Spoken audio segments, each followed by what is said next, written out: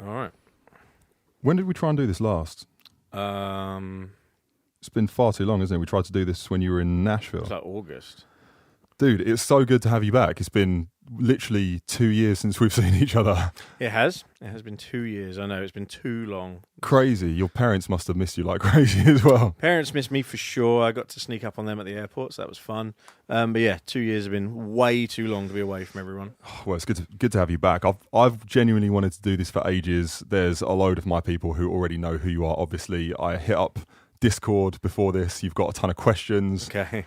I don't even know where to start. I mean, for people listening, Olly's been my best mate since we were in school. We've gone through plenty of adventures together, plenty of tours. Yeah. And I think this episode, of all the things I do know about you, I think the thing I'm proudest about is how you've kind of risen specifically in the music industry to now being, I know you find it weird when I say this, essentially one of the kind of biggest management teams in the world now.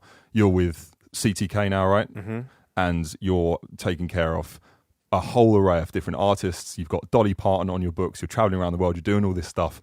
And you came from like really kind of humble backgrounds. You've been working on films. You've been involved in stunt work. And as I start to unpack this all for the countless questions that I'm going to start throwing your way, I would love it if you introduce yourself a little bit in terms of who you are and what's your name? Where'd you come from? So, yes, obviously I'm Olly Rowland. I've been friends with Mark since we were about 11 or 12 when we started senior school. And yeah, so when everyone was going off to university, when we finished school, I wanted to, obviously, as you know, wanted to be a stuntman, was adamant about it since I was 14. Mainly because of the James Bond films was the big influence. And then, yeah, everyone went off to uni. I was like, yeah, I'm gonna give this a go. I'm going to go throw myself off of horses. Mm-hmm. I'm going to go crash cars and see what happens and hurt myself in the film industry. So that was the plan. So I started training and figured all that stuff out. And I emailed kind of constantly all the stunt coordinators in the UK. Just, I'll come work for free. I'll be the T-boy, whatever. Get myself there, get myself home again. I just want to come and learn. And then finally I got a reply from Steve Dent, who had been stunt coordinator on Gladiator, a huge stunt coordinator. I worked with him on a lot of Marvel films and did you know of him before you were like looking to work in the stunt industry? Because if I rewind back, I remember your hustle was quite early on. You were just emailing tons of people. But did you see like a film and you thought, right, that's a stunt coordinator I want to reach out to? Was there a... So, yeah, backtracking back a bit then, it wasn't Steve, it was actually a stunt coordinator called Vic Armstrong, who was a huge stunt coordinator, one of the most well-known stuntmen in the world. He was Harrison Ford's stunt double on Indiana Jones, on Star Wars. He was Superman's stunt double in the original Superman's, like absolute original badass, cool guy. And he was doing a talk up at the IMAX theatre back in like 2015. And so my dad saw it and took me down there and I met him afterwards and that was it then. I was hooked. So he got me into it and then just Googling and finding all the different stunt coordinators and finding their websites and trying to find their contact info. That's how I got hold of Steve eventually. But like for people listening, what was it about being a stuntman? What was it that drew you in? James Bond. It was all James Bond, literally just watching James Bond films and I loved all the action side of it. I thought it was so cool. The car chases, the fights. I thought it was all amazing. And also at the time when we were finishing school and going through sixth form college and stuff, I was doing a lot of drama and acting, and I enjoyed acting. And so there was a bit of me that was like, well, maybe this is my calling in life. My back, getting in through the back door, if you will, into acting. By doing stunts, then being a stunt actor, which is kind of now I know a much rarer job or position, and then going into acting. So that was kind of in the back of my mind. But also you were just a bit of a nutcase from day one. I mean, I've always enjoyed doing the crazy fun stuff. I remember on holiday when there was a bush about 20 foot tall, and you thought, I'm going to climb the bush and jump in the pool. Do you remember that? And we thought, Ollie, this is the moment that Ollie's going to break his back. I remember, and I was naked as well, I think. Yeah, I used to get naked a lot, and I don't know why, but yes, I do remember that. Yeah. And I think that when one of the most common questions on the Discord was essentially, what's it like being a stuntman? So maybe you can fill in a few gaps, but you've worked on so many films, and I know in various different capacities, but I remember you doing like Harry Potter, you did the Warhorse stuff, Guardians of the Galaxy, big names. And one of the common questions is just what's it like? What's it like being on set on those big films? What's it like doing stunts in those films? Like, give us the... Yeah, I mean, I've been incredibly lucky. So back, so when I first got that email from Steve Dent, he was on Robin Hood, Russell Crowe's Robin Hood, and he said, come on down for the day. A day turned into a week, and then that turned into years of being paid to do it. And so you started off doing it for free, essentially? Yeah, started off doing it for free. Like I said, I contacted him saying I'll be the T-boy, I'll clean crash mats, I'll do whatever, I just want to learn. And so I did that for a week, and then he said, well, do you want to stay on and work as like a horse groom? And I knew nothing about horses, so I did, and I started learning that. And then started going through all the horsey side of things. So he had like some of the stunt boys teach me how to ride, and I did that daily. So you basically went, I'm just going to learn whatever I need to learn for this, no matter what it was. And yeah. What do you say to people, just as a little bit of a side rail debate, what do you say to people who say you should never go into an artistic industry and work for free? You should never do it. Wrong. Yeah, all right. But like, because obviously there's a lot of debate in that situation, especially with music, especially in my world, and it must be the same with actors. It's like, you should have what do they call the unions and stuff, where you should just never go and do jobs for free. But for you, it seems to have been pretty much the staple route of like. I think. I mean, this is a prime example. I worked for free for 5 days, and then I was put on payroll. As soon as you need that little gap in the door to prove yourself. Look, I'll come work for free. I'll get myself there. I'll get myself home again. I'm no hassle. Literally, you're gaining an asset, and it's going to cost you nothing. Because you were living in a beat-up caravan at the time that you got for like 100 quid or whatever. Well, no. Yeah. At the time, I was driving back and forth like 3 hours in the morning from my parents' house to get the other side of the M25, and to make sure I was there early, so I was never late. So I'd always be first one at the film yard where they were rehearsing. So I'd leave kind of 4:30 in the morning and make sure I was ready for 7:30 when everyone else arrived.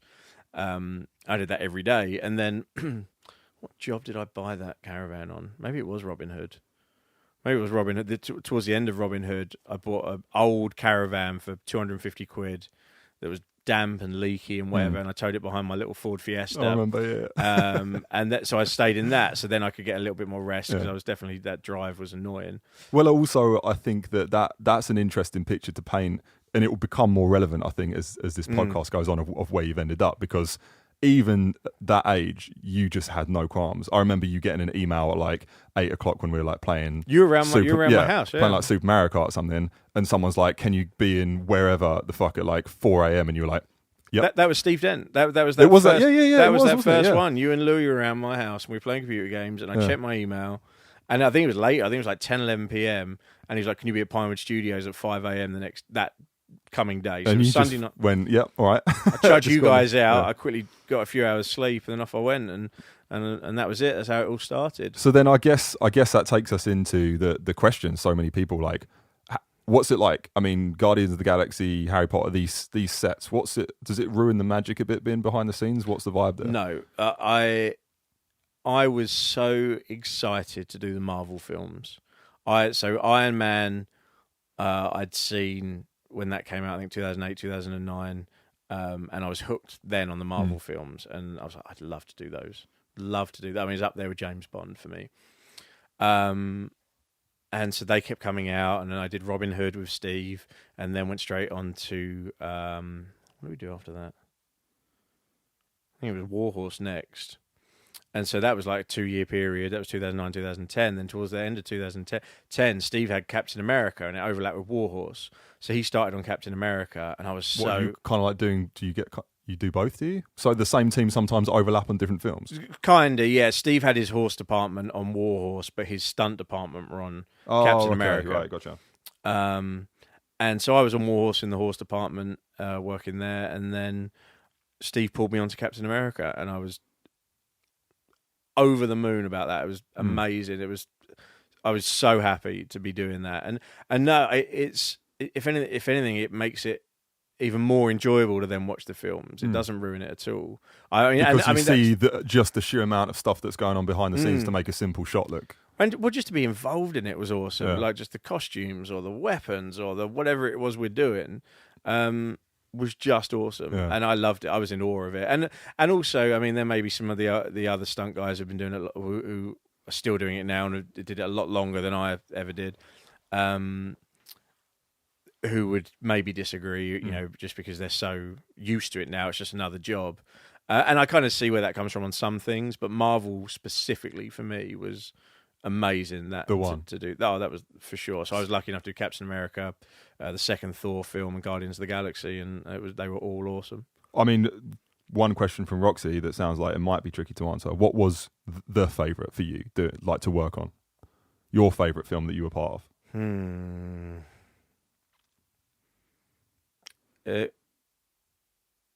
Harry Potter? No, I did. Well, Harry Potter, I was a glorified extra on that. I got to ride a broomstick in a Quidditch match on I think the third one. I think Prisoner of Azkaban. Yeah. And that was amazing for sure. That was because I'm a huge Harry Potter fan as well. Yeah. So that was awesome. But no, for me, probably Captain America, the first Marvel film I did. Just I got to do so much. I got to work with some great people. You got smashed with the battery, did you? That was Guardians of the Galaxy. Oh, right, yeah. No, I can't keep my head straight in Marvel films. Captain America, I got smashed with his shield in the face a lot. Do you get paid each time you get hit, though? The second part you get paid for. I went into a jerk back, which is where I had a wire attached to me, and I had 3 guys on a pulley system who then jump off a high platform to make me go flying backwards when he. And what film is that? Which one? First Captain America. I guess there's going to be people listening who are going to know exactly what scene that is. There's a bit where Captain America's hidden in the back of a military truck, and I was the Hydra, the bad guy who lifted up the back of the truck to look in and check what was going on in there. And Captain America pops me in the face with his shield, and I go flying backwards into a wall, I think, or whatever it was. Well, this is the thing that I was in awe of when you were in that industry and you were doing those things, is like the legit danger that you genuinely have to go through. Like you were saying how maybe it was Warhorse where you had to literally fall off a horse maybe God knows how many times a day, and it was just like, I don't know how people do that without breaking their back. I did a fair bit of that on Outlander. I think I did some on Snow White and the Huntsman as well. Yeah, I mean a lot of the boys, and I'm rubbish compared to some of the boys who they used to do it at stunt shows around the country where they basically got paid in beer and would do it 3 times a day, and they grew up doing it. And those guys now are just insane. There's a group of brothers over here, the Cox brothers, who are just the best of the best of the best. Those guys I've seen them do some incredible things with horses. And it's insane. Yeah, I mean, essentially, once you get the right technique, and you just got to keep your momentum, keep rolling. Basically, keep rolling is the main thing they tell you. Just keep rolling, and you'll be all right. So just keep rolling, keep drinking, and keep drinking. That's all we did. Yeah, that's all we did with the horse department. Yourself up, yeah. We just drunk a lot in the evenings, got up early, and rode horses. So no, it was definitely fun, but. Yeah, you get a bit beaten up for sure, and that's kind of half the reason. I mean, also being diabetic, my body doesn't heal as quickly as necessarily other people's do, and so towards the end of. But that never got in your way when it came to. Oh, never stopped me doing anything. No, but I mean, it was definitely one of the things in my head when I was kind of looking at other jobs and other starting to think. I mean, there was two things. The one thing that triggered in my head was I did 2 weeks on a film where I get there early every morning, get in a costume. I was getting spray painted blue, I think. And we sat around all day. We didn't step foot on set. We weren't needed. And we'd go home again at the end of the day. And we did it for 2 weeks. And I started thinking... What, and the majority of the time you weren't even... I didn't get called on the set for 2 weeks. There was a group of us. There was a group of probably about 20 of us. So you'd go in the mornings. Why would they do the whole makeup? They go through the whole process. That's a lot of money. You got people doing their costumes a whole lot. A team of you, just in case they needed it. And that's the level of just in case. Yeah, and that's the kind of budgets they have. It was nothing for them to keep 20 stunt guys on standby. Did that not screw with your head a little bit though, as well? Well, that was one of the things I was like, this seems like a waste of time. In regards to like, I loved doing the film.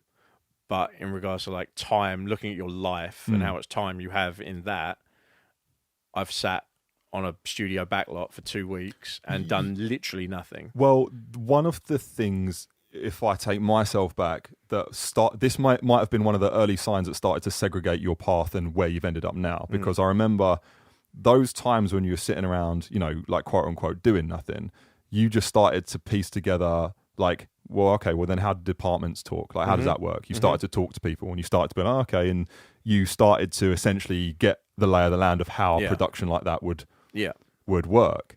And then it's so funny how that comes full circle, because you then end up, and we'll kind of talk about your journey of it, you then end up working in music management with no concept that all of those skills from those early days, I mean, they're pretty much... Copy and paste. Yeah. So I went up to... I finished Guardians of the Galaxy, and I went up to a TV series called Outlander, which is a huge series now. And I went up to Scotland to start prep on that, start teaching the actors to ride and fight. I was working with a really cool stunt coordinator called Dominic. And he asked me to be department coordinator. So that's more like the office side of things, booking all the stunt guys, making sure everyone's got what they need, they're going where they need to be at the right times, going to costume fittings and all that kind of stuff. So I was doing that as well as doubling 2 of the main actors as their stunt doubles and their riding doubles, and teaching all the actors to ride. So it was kind of the 2 of us for a while. Is that where you did a day with Ed Sheeran? No, that was a bit later on. That was maybe a couple of years later on another show called The Bastard Executioner. That's the one. Yeah. That was a bit later on. So yeah, Outlander was first. So that was where I started. Was he good though? Did he learn how to ride? Well, were you not teaching him? Yeah, we did. We taught Ed to ride a horse, and he was awesome. He was the most chill dude. He was so like, he turned up. We were kicking a football around in the car park over at the studios for. So your way seems TVX. like he's too nice, that guy. He was genuinely was lovely. He was taking the mickey out of himself when we were running up and down these sand dunes in West Wales or South Wales, and he's getting very tired, as everyone was. And he's like, I really need to take a break, like, but making fun of himself. Lovely chap. Yeah. So that was my next big job. So I did Outlander. I did a couple of episodes of that. And then I actually moved over to another company, the Devil's Horsemen, went out and did some Game of Thrones stuff with them, with the horses. And then did quite a few films and TV things with them. What was it like on Game of Thrones? I mean, I know I asked you that about the other ones, but that specifically, like, there's going to be a lot of fans of that show. We're going to want to know what it was like. Cold and wet. Yeah. So I always seem to get unlucky with it. So there's kind of 2 or 3 main places they shoot. There's Northern Ireland, which is where the main studios are in Belfast, and then they go out to Hungary, I believe, and Spain, where it's not for all the sunny stuff, where all the sunny stuff's shot. And you were like in like Dagenham around the corner? Or no, something? I was always in Belfast in winter or spring. Yeah. So I was just wet and cold for the times I was out there. Who were you fighting for? The Northerners or? I was in. What did I do? I'm trying to remember what they're called. You got the armies, haven't you? You got the Lannisters, and I wasn't that. I was the ones in the cold. I did a bit of everything, I did the. I think I did the who are the Wall Watchers? Yeah, that's who I'm trying to think of. The guys. Jon Snow. Jon Snow's lot when he was up at the wall. Yeah. It's mental block now, isn't it? I was one of his lot, and then I was one of the lot as well that came from the Iron Islands, and then. I had a few different costumes. Sometimes I didn't even know. I just go and put a costume on and get on the horse. Just take an arrow or something, yeah. Yeah, you don't even know what you're doing. I'm just like, yeah, whatever. Put the costume on and ride the horse from here to there, and that's it. So, but no, that was fun. And for me, and funny enough, I met up with some of my filming guys the other day, my old filming mates, and we were talking about that. And it's not necessarily the filming is fun, and a lot of time the filming sucks. Long hours, not comfortable. It's not always amazing or fun or glamorous, but it's the people that make it. And I've made some great friends filming that. Like I said, I've just met up with a load of them over in Wales, where some of them live. And it was the after party, if you will. So you finish shooting, you chuck the horses back in their stables, or you hand your car keys back, or whatever you've been doing that day. Yeah. And then you go to the hotel bar or to a pub, and you drink and you have laughs and you have banter with everyone and Mickey taking, whatever it is. and you stay up late, and then you go to bed and you get 4 hours sleep, and you're up again, rinse, wash, repeat, doing it all again. And so it was that part of it, and that I miss now, like hanging out with those guys. I was like, yeah, I miss that. That was fun, but I prefer what I do now for work for sure.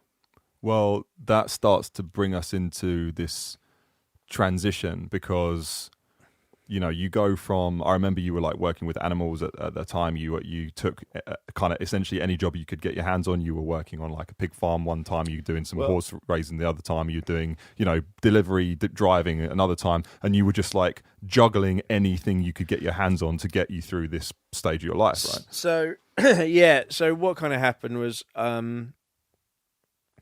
so I've been doing loads of filming stuff, and then at the same time, kind of 4 years in-ish, I guess, 4 or 5 years in, I then went out with you, obviously, and started, you know... And that's when it all went wrong, isn't it? That's where it all went tits up. No, well, I just finished season 4 Game of Thrones. It was my first time, so I just moved to the Devil's Horsemen. That was my first job with them, and it was the following January, and I didn't have anything booked, and you were going on tour, and we'd not hung out properly, like for a prolonged period because I'd been away filming so much. And the job was like, we need someone that can just drive the van and help. And you were like, well, I could probably handle that, considering you've been figuring out every job and riding horses and figuring out how departments work. We thought, yeah, all right. So you thought, I'm going to take a hand at doing tour management. Yeah, I mean, well, I didn't really know what it was, but you were terrible at getting anywhere on time. Yeah. And changed now, though. I'm a little bit better now. Well, yeah. Arguably, debatable. And it sounded fun. I was like, yeah, I'll come hang out with my mates. So obviously you and your brother, you know, I'm good friends with as well. So that was a no-brainer to me. I think I had 2 or 3 weeks off, so I went off on tour with you. And I really enjoyed it. And that's where I started realising that actually with the stunt stuff, I missed thinking. Like problem solving more specifically. To me, I was like, well, this is actually quite fun. And it was around the same time I started department coordinating as well. So I was jumping between the 2 different jobs, depending on who called me first, whether you had something for me to do or... well, also, when you're on the film sets, I can only imagine with something like Game of Thrones I can imagine you've got so many different parts. They've got to be in so many different places, so many different times to try and get that right with the logistics of like getting animals in places. The whole yeah, I mean, for me, the biggest department coordinating I did was the horse department for the Bastard Executioner, which is where I met Ed Sheeran and whatever. I was with my mate Adam. He was horse master for it, and yeah, I mean, I think we had. Our biggest day was probably 80 horses and 80 riders, plus stunts. Yeah. But then it's not just that. So you've got to get all your riders. They've all got to come for costume fittings before you start shooting and makeup fittings and all that kind of stuff. You've got to make sure you've got 80 horses. Then you've got to make sure each of your riders has the right horse for them, because some riders we have are amazing. You can put them in any horse. Some riders we've got are... you know, not so much. I'd probably come under that category as well. And you need to give them a slightly safer, more experienced horse. And then you've got lorries and lorry drivers, because you can get 8 to 10, maybe 12 horses on a lorry, depending on the size of it. So you need to have enough lorries for it and the drivers. And then you need to make sure at the drivers' hours, they can be able to get to where they've got to go, and then do a full day filming and drive back. Probably not. So do we need a second driver? All that stuff. Then hotels. And so it's all this stuff. And how was it for you? Because you're sitting there, you've got a lot of downtime, you're on the jobs, you're starting to piece together the departments and what does what. How was it when you actually were in the hot seat and then all of a sudden it was on you? How did it feel for you when the weight really was on your shoulders and these big budget things and tours and stuff, they started to become actually like your responsibility? You know what? I love it. I absolutely love it. It's never bothered me at all. And I don't know why. Is it because you're a bit of a control freak? Because I say that in a joking way, but you're actually not really. Or maybe it's because you would, if it's going to be anyone's responsibility, you'd probably rather it be yours. So at least if it does go wrong, It's more if I'm put in charge of something, or more if I'm involved with anything, I want to make sure it's perfect. So even if I'm not in charge of it, and that's where I could definitely come across as a control freak. If I've got someone, you know, above me, and I don't think they're doing a very good job, I will definitely try and take charge. And for the sake of the production. For the sake of whatever job I've been tasked with. Because I don't like failing at anything. I've never liked failing, and I still don't like failing, and so I will always do, in film and in touring, essentially the show must go on. So it doesn't matter if a problem crops up, no matter how big or small it is. I've always had the mindset that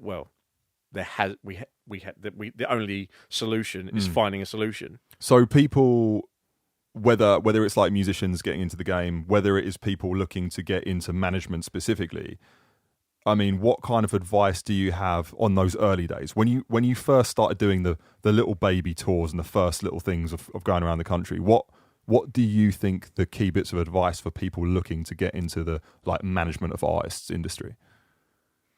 Knowing what I know now, I mean, obviously there's plenty of new bands, baby bands that you can just offer to go out and help tour manage because you want to learn. I'd offer to go and ghost or shadow a tour manager and see, if reach out to some, find them, see if you can go, if they're doing an arena show, go and shadow them. And the one thing I realise now is, as well, to not be daunted by the size of a venue. I remember my first big show I totally blagged was Wembley Arena. I remember, yeah. And I jumped from your shows that at the time like 150, 200 caps to Wembley Arena. And although, you didn't shit yourself a little bit? Oh yeah, for sure. Yeah. I did that day. I mean, it didn't help. The whole thing was pretty disorganised already. I came in late in the day. I was called in late when they decided they needed someone to tour manage on the day, and a lot of things have been missed. There was no proper plan. It wasn't great. Well, because you always assume, or at least most people would assume, if they go to a Wembley Arena or an O2, you just assume that everything's going to be perfect. But yeah, it was not. Yeah. I wouldn't have a mess. And that actually is a good example where the production manager kept going to sleep on the sofa in the production office and didn't seem bothered at all. And I'm like, well, we have 2 support acts that need to sound check or line check. And then we need to do this. We need to do this. Why? And no one else seemed to really care. And so that's where I started. All right, fuck it. I'll start doing your job then. If you're going to have a sleep in here on the sofa, I'll start getting the support band sound checked, and we had like the NHS choir and all this stuff, and trying to bring it all together. We had 450 meet and greets to go through, but no one had planned how they were going to do 450 meet and greets and how long that would take. And I did all of this on the day, and I was at Wembley for 18 hours that day. I walked, I think it was like 21 miles, walked/jogged around Wembley, but the whole reason I'm saying all this is that made me realise that whether it's 200 cap venue or 20,000 cap venue, it's just how many miles. Everything's the same. Yeah, everything's the same. Support bands need to line check and sound check. The main act needs to have priority and make sure they're happy. Their band need to sound good, and they need to have a nice dressing room. And then your meet and greets need to be sorted and on time so everything runs to schedule. You need to have a schedule, and that's it. And then you just scale it at that point. It's just scaling. It's, okay, I need more people and more stuff. And also people notice.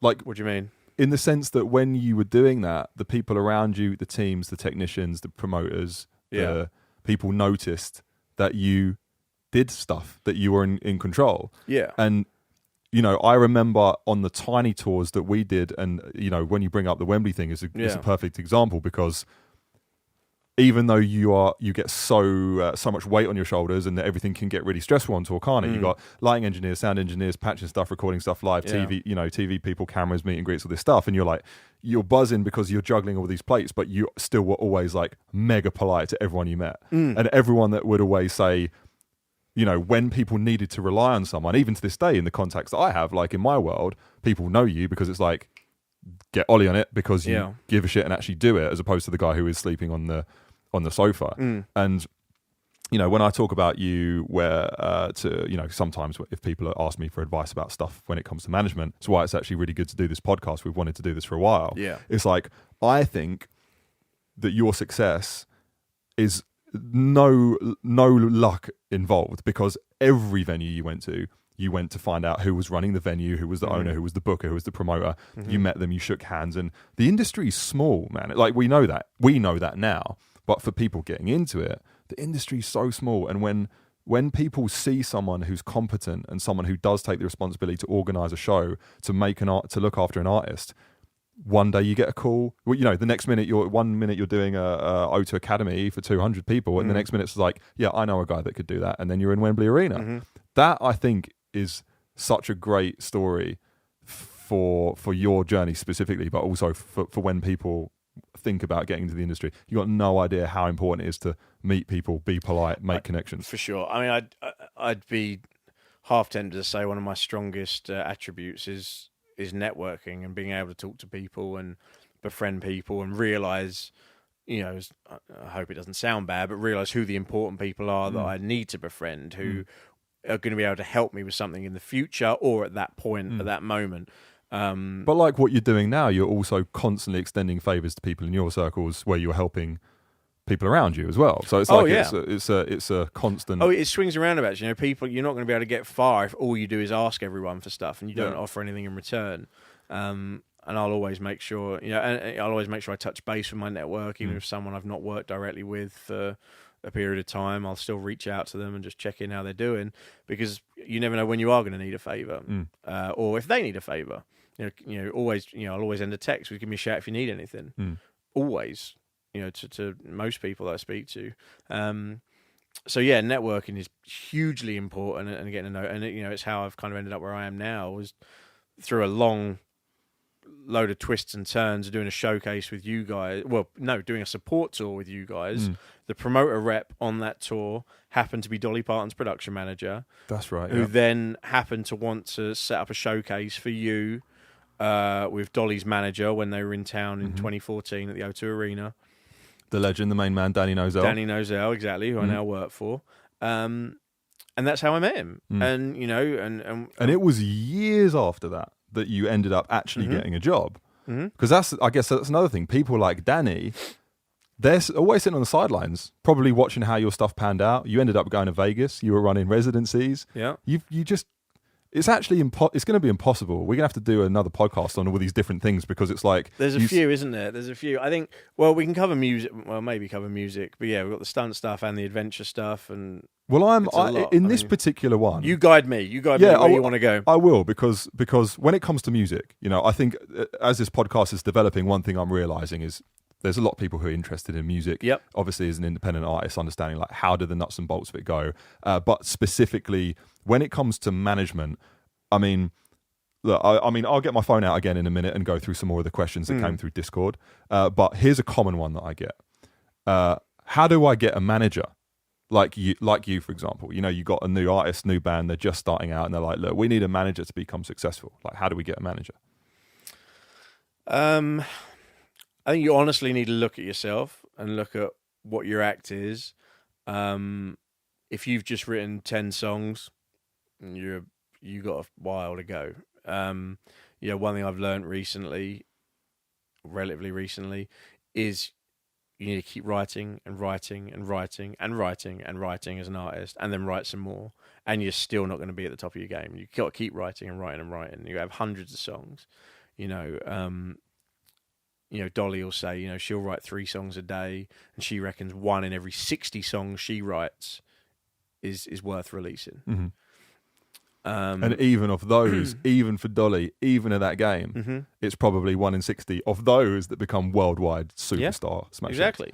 Yeah, absolutely. I mean, there's 59 that she never see the light of day or whatever. And you know, even with you've done it before. You know, you wrote a couple of 100 songs before Running Underwater, and that's what needs to be done. So if you've just written your 10, 12 songs, you think you've got your little tour and you're going off to 50 cat venues, you know, it's mistakes we've done. Yeah. We, you know, and it's how you learn, and it's how you sharpen your teeth and whatever. So what do you think does constitute a position in a career to start getting the attention of someone like yourself or someone in your team or other managers that you're rubbing shoulders with? What is it that makes you go, yeah, I'm in here? It can be 2 things. It can be great songs, and I mean great songs, and you can send out some demos or whatever to management companies if you're confident that, wow, I've written a hit here.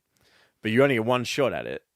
Like if you send me an email or Danny or whoever, and we're just like, you know, we'll send a polite reply back, and that'll be the end of it. Probably won't open another email from you again. So you need to make sure that you're very confident with that song. Shoot your shot. And almost, I'd say you don't listen to your friends and family. You don't show them because they're going to be biased. You need to go out and test it and on random people and do it that way to figure out. I mean, you know when you've written a great song. And then the second thing is you just work at it and you slog at it and you build your socials up. You know, well, that's something we look at now. It's part of the world we're in, seeing your streams and your socials. I think there's a lot less management companies looking for brand new artists who have done nothing, unless they are super talented, and already written some amazing songs, or they see some sort of spark that they can utilize. I think, you know, and not butt kissing, but using you as an example, and you know what we did and what you've done since obviously I wasn't working with you for a while, and then we've come back together again. And that wasn't because anything bad happened. It was because I was on another job. But well, I mean, you ended up taking on a residency in Las Vegas. It was an opportunity you can pass down, and look at what you achieved there. I mean, that's something we could almost pick up on itself. But you know, you were in the entertainment capital of the world, competing on the Las Vegas Strip. Yeah. I mean, well, I'll just finish that last point. Like, if you create a spark, then a management company can put fuel on that spark and blow it up. You know, so like you have done, you've got 50 million streams across all your digital, all your DSPs. You've got great following on socials. You've built a business that makes money as a totally independent artist, and you've gone and learned all the different things. You got your head screwed on. You're essentially self-managed. And then what we bring to the table is the big boys and the big gas tank to light that fire. Well, I because can you've already made the spark. The little bit that I can throw in on top of that, and thanks for the compliment as well. Cheers. I'll bung you that 50 quid in a minute. Pay me later. But definitely when I would mirror that when artists speak to me about like, can I get some advice? I mean, firstly, I would never hold myself up as a bastion of success. But like one good example recently is, we have built a foundation, and whether you're a new artist out of like Sheffield or something, and you just go, hey, look, we've sold 50 tickets to our own show. You know, you can look at that and go, it's only 50 tickets, that's waste time. But it's like, hold on a minute, but like, what? You build a community, you sell 50. Can you do 100? Yeah, can you do exactly? Can you do 200? And then all of a sudden, like with you and CTK. In our example, what did we do in London? We did Islington, 1,000 cap venue in London, still independent. You start talking to the right people, and now we're going to play these massive festivals next year. And I see the management side. It's like, if there's nothing from the source of the artist, the management's like a massive amplification system for the source material. Absolutely. And it's like, if that source material isn't there, don't even bother looking for a management company. It's just a waste of time. It's a waste of time on both fronts. It's a waste of everyone's time. But the cultivating soil, if it's there, it's like, I mean, I love watching what you're doing now with CTK and understanding more about like what you and Danny do, what you do day to day, which literally brings me on to one of the next questions. It's like, you know, obviously for artists out there when they're working with a manager like you, like what does a typical day for you look like? What are you actually functionally doing in a big management company like that? I mean, it's different every day, which is why I love it. It's not like work for me. This is the first time I can honestly say in my whole career from leaving school where I get up in the morning, I look forward to. I've never got up and gone, oh, I've got to go to work. Yeah. I've never, since I've worked with CTK and I've moved to Nashville, dragged my feet with getting up in the morning, because everything's different. So I mean, I have multiple. You know, we all wear multiple hats in the office. You know, Danny obviously is the head honcho. It's his company, and he's managed Dolly now for 18 years. But for me, so I'll.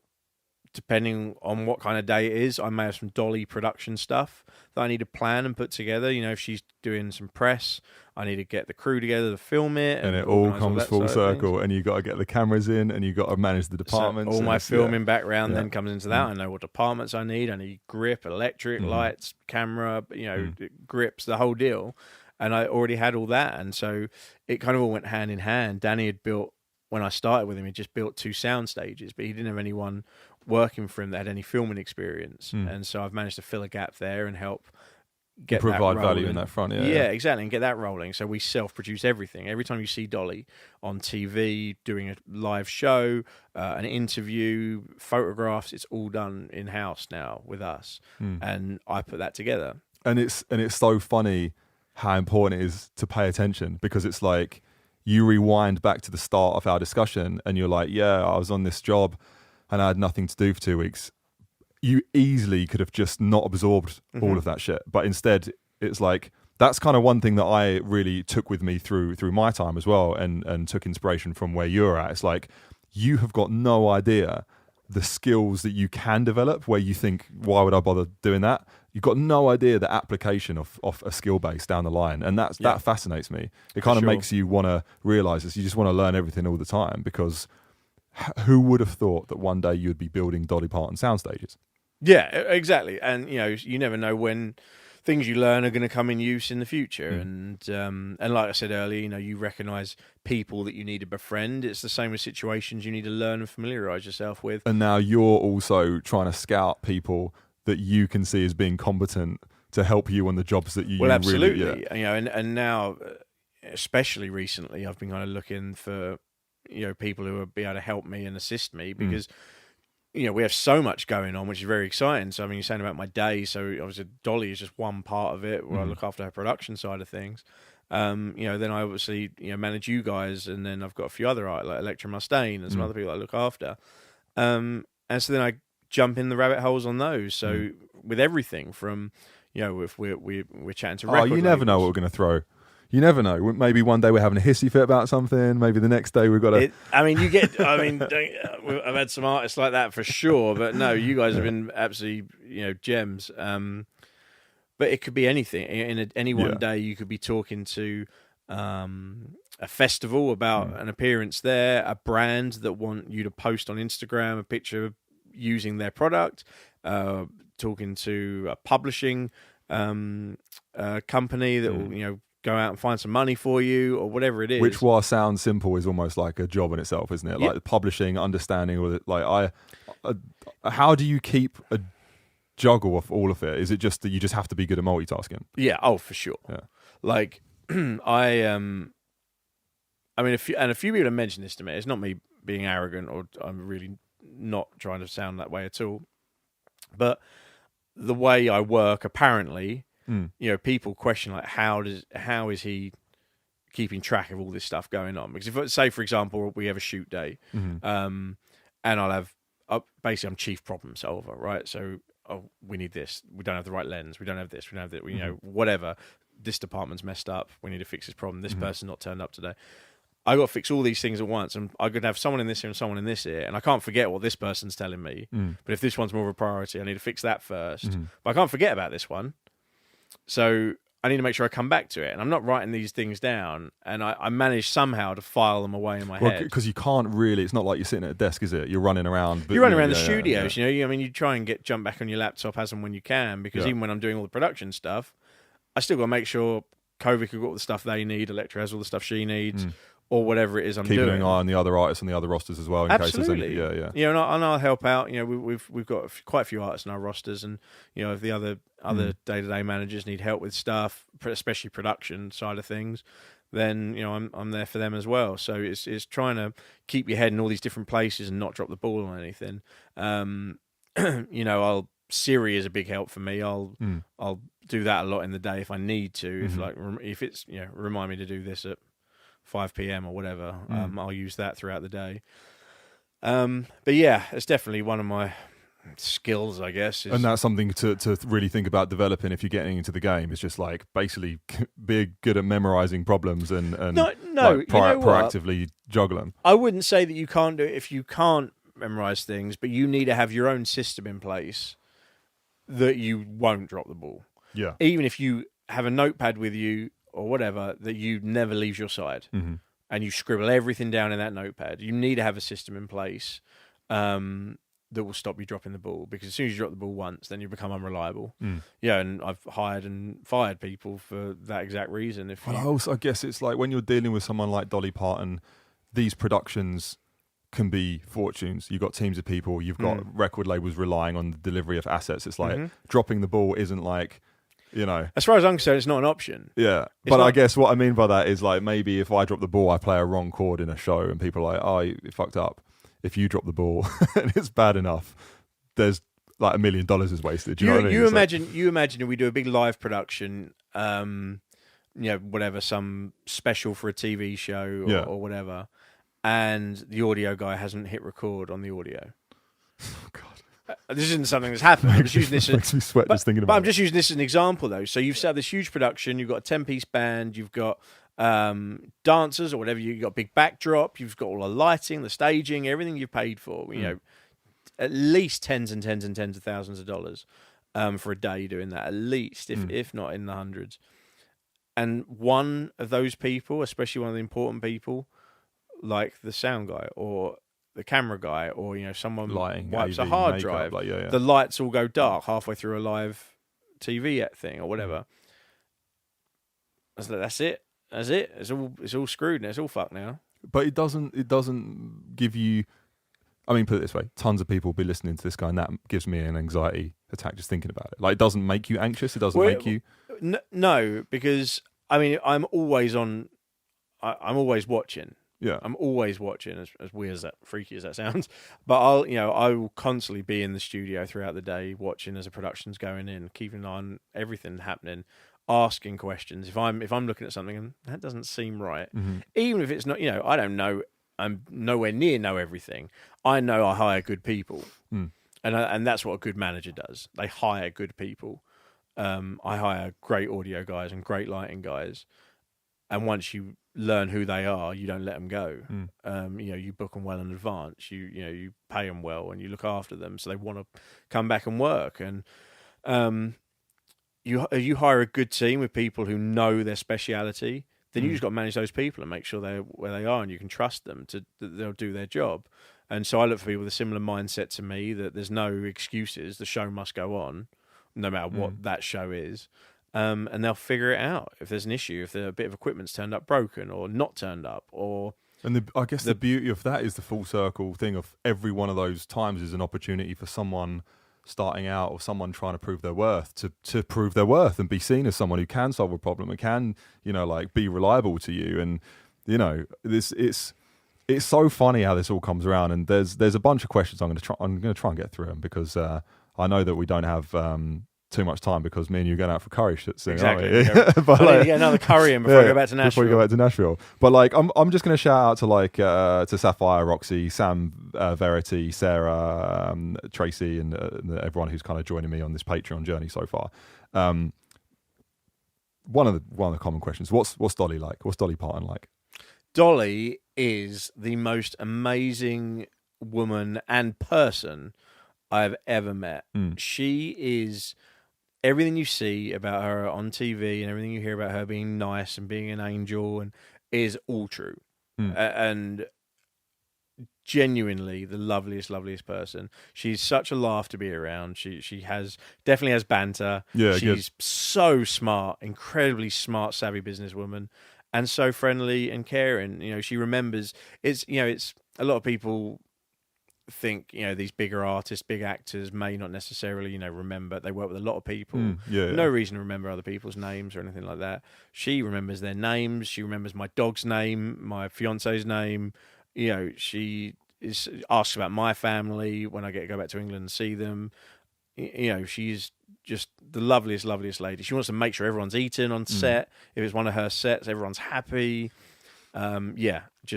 She seems amazing. Like, from everything you've said, a very hard worker, even at the age and success and stage that she is now. She sets the bar. Really? She sets the bar. She has outworked young interns that we've had working with us. Outworked them. Like, they've had to go home to go to bed.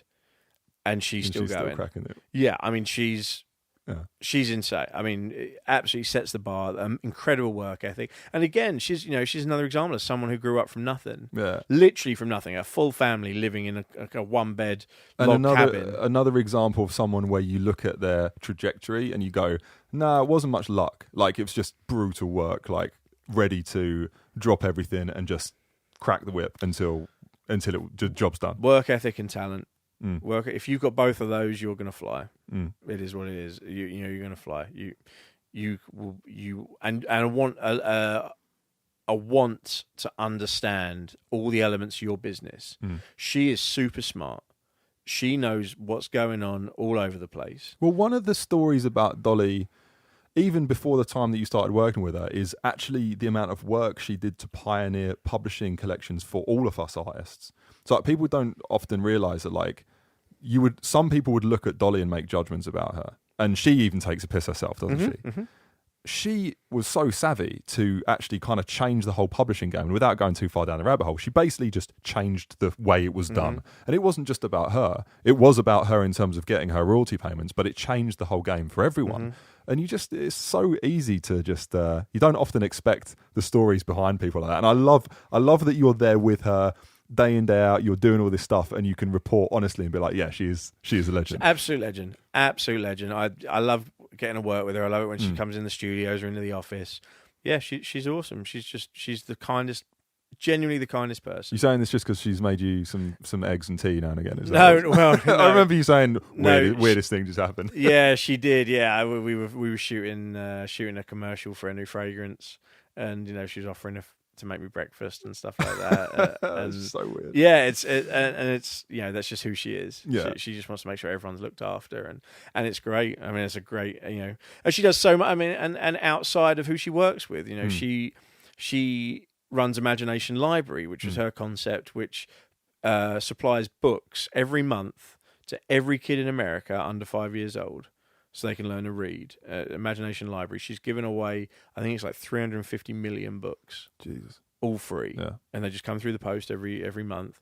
And, she cares. She puts a lot of her time and a lot of her money and a lot of effort into helping the world, wanting to make the world and the country a better place. You can't fool Dolly Parton for anything. Genuinely, it's a pleasure to be able to work with her for sure. Mate, it sounds it. A question coming through. This is from Lucas Man on Discord. What are you've worked now across a couple of different industries internationally when it comes to music. What are the key differences Olly finds between the English and American music industries? Differences in English and America. It's a good question. It is. I don't know how to word this without insulting anyone on either side of things. You've got to choose a side here, mate. Answer carefully. What's the best way of wording this? I mean, definitely things in America are a lot bigger. It does. It feels that way. It feels like you can do a lot bigger and better things in America when you know the right people. And it almost feels like when you're dealing with high up people at American labels, American PR companies, marketing companies, that you've gone up a level from dealing with the top in the UK. And it's no offence to anyone in the UK, but I guess to be fair, a lot of people from the UK will be going over to America. Well, they do. I work with plenty of Brits in America. Yeah. I'm definitely not the only one, for sure, that's working in the music and entertainment industry over there, because everything's bigger. And so, obviously, in the UK, you have this small, this small little island is your world. Out there, it just happens to make the best music. But moving on. Well, yeah. I mean, I don't know what side I can pick for that one. Led Zeppelin, my favourite band. Let's leave it at that.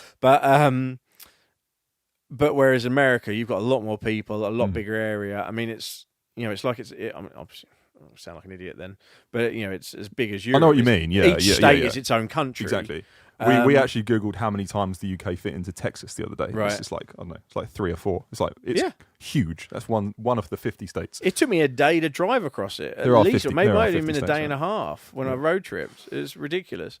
So yeah, I definitely, everything's bigger, and if you can make things happen in America, you're making a lot more happen than doing a similar task in the UK. And people seem to be more helpful, and I don't know if that is because the companies out there are bigger and have more income because of the size of the country. Therefore, they have a larger area they're able to service and produce more income, right? Mm-hmm. So they can hire more people. So people have more time to dedicate. They're not as under the gun to get too much stuff done. They can't fit in, so they're not dropping the ball on certain artists. They're not prioritizing who they're looking after. Yeah. So they're able to help you more. You know, there's plenty of people I know I could call if I needed advice, I needed help, I needed to get you a show or whatever. If I need to make something happen, there's a lot more people I could call in America and know I was going to get a result than doing the same thing in the UK. I'd get a lot of, I don't know about that, not sure if we can, maybe next year. You know, that definitely seems to be the response a lot. And maybe I'm a bit biased because I have done the predominant, if not all of it, you know, to be fair, and my music management has been in the US. Well, also you shot up leagues, didn't you? So I think a lot of the work you were doing in the UK was more off the kind of entry level thrown together stuff, wasn't it? And and now, you know, maybe things are a bit more UK, you know, I mean, I was a tour manager and a production manager in the UK in initially smaller venues, and that's where I kind of grew to learn. You know, I then started obviously looked after you, and then I've grown with you. And then on top of that, I've looked after McFly as their tour manager. So I've done arenas. I did did Cardiff Stadium with those guys. Done a few arena tours. And then Bros, obviously, did their big O2 reunion shows that we documented and filmed for their documentary. I did Wembley Arena with Matt Goss. And so I did a lot here, and I was running in a lot of those circles, but not as a artist manager at that time. And then out to Vegas I went as a production manager. I was meant to go for 3 months and set up this new residency at the Mirage for Matt Goss. And then after those few months, he decided he wanted me to start managing him, and that turned into 3 years of living in Vegas. And that's a whole other subject for a podcast, because I mean it really is as well. We will genuinely have to do this again, because I know that there's going to be several. We'll have to do it again. And I guess, you know, as we look to wrap up this kind of first episode and this first kind of introduction to you and your journey, you know, I know you've in a way already answered this one, but like, what would be your kind of last words in terms of what would you be telling people to focus on if they're going, look, this guy speaks a lot of sense, I want to be a manager like him, I want to be in the game of looking after these big artists? What would you be telling them to be focusing on now? If you're a total newbie, I'd be getting experience in every job underneath a manager. Every job. I would be driving a van. I would be helping load in gear and push flight cases around. I would be hanging over the shoulder of the audio guy and the lighting guy, watching them set up, you know, asking questions, seeing if you can help. And I'd go up from there. And I genuinely believe, no matter what your job is, that you will be so much better than anyone else in that position if you have done every other job underneath that role that naturally would lead to that role eventually. Which I feel I've done a fair amount of in every aspect, in both the film and the music industry. I think it just helps you no end, because when you do reach that goal of an artist manager or whatever it is you want to do, you've then got to hire those people. And now, not only do you have a knowledge on what you should be paying them, how long it takes to do a certain job, you know, you can now manage that situation properly. I can have a lighting guy tell me it's going to take 2 days to set that rig up, and I'll go, well, you're full of shit, because I've seen it happen in 6 hours. And you have that experience that you will only get by doing those jobs and seeing how everything works. And it's not something that's going to happen overnight. And, you know, I mean, I was doing it for 10 years before I joined CTK, where I feel I'm in a really good place now, and I'm very lucky, and working for, like you said earlier, one of the biggest management companies in the world, looking after one of, if not the biggest artist, you know, at least the most well-known household name in the world. And that's because I started from the bottom and worked my way up, and got experience in all these different jobs. So now I can hold my own conversation in any of those situations. And that's the best way to wrap this one up, because it is a case, and it's a great case of just knuckle down, put the work in, be good, polite to people, make your networks, and the cumulative impact of that, it's one way up. So Oliver Rowland, I think it's time for a curry. Thank you so much for coming onto this episode. Let's do this again. We'll be back for part 2.